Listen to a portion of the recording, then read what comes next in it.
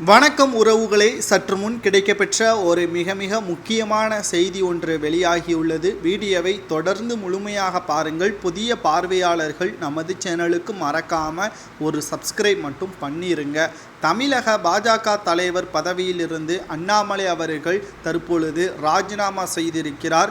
எதற்காக, என்ன காரணம் என்பது நமது அனைவருக்கும் தெரியும். இருந்தாலும் தெரியாதவர்களுக்கு ஒரு முறை கூறிவிடுகிறேன். லண்டனுக்கு சென்று அரசியல் தொடர்பான படிப்புகளை 6 மாதத்திற்கு படிப்பதற்காக லண்டன் பயணம் மேற்கொள்ள உள்ளார்.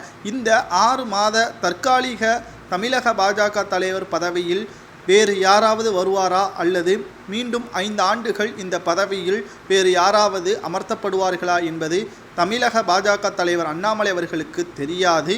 மேலும் தேசிய பாஜக தலைவர் ஜே.பி. நட்டா அவர்களுக்கும் ஆலோசனை கூட்டத்தின் எடுக்கக்கூடிய முடிவுகளுக்கும் தான் அது உண்மையான தகவலாக நம்மால் பார்க்க முடியும். இதுவரை எந்த ஒரு தகவலும் வெளியாகவில்லை. ஆனால் இன்று மாலை 4:30 மணி அளவில் தனது ராஜினாமா கடிதத்தை தமிழக பாஜக தலைவர் அண்ணாமலை அவர்கள் டெல்லியில் கொடுத்துவிட்டார். ஜே.பி. நட்டா அவர்கள் இதனை ஏற்றும் கொண்டு விட்டார்.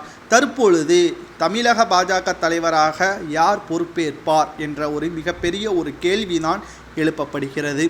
தற்பொழுது இருக்கக்கூடிய அரசியல் நிலவரத்தில் பாஜக தமிழகத்தில் 3வது ஒரு கட்சியாக பேசப்படுகிறது என்றால் அதற்கு அண்ணாமலை அவர்கள்தான் மிக மிக முக்கியமான காரணம். வேறு ஒரு காரணத்தையும் நம்மால் சொல்ல முடியாது.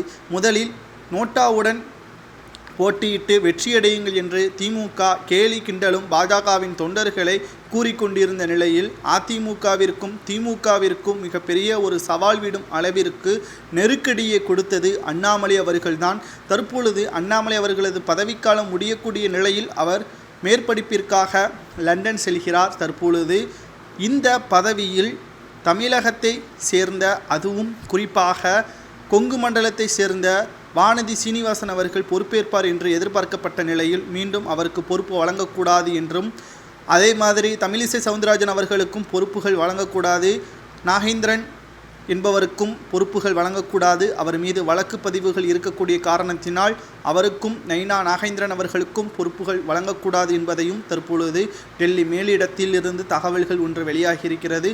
பன்னீர்செல்வம் அவர்களுக்கு அந்த வாய்ப்பு செல்லுமா என்றும் பேசப்பட்டு வருகிறது.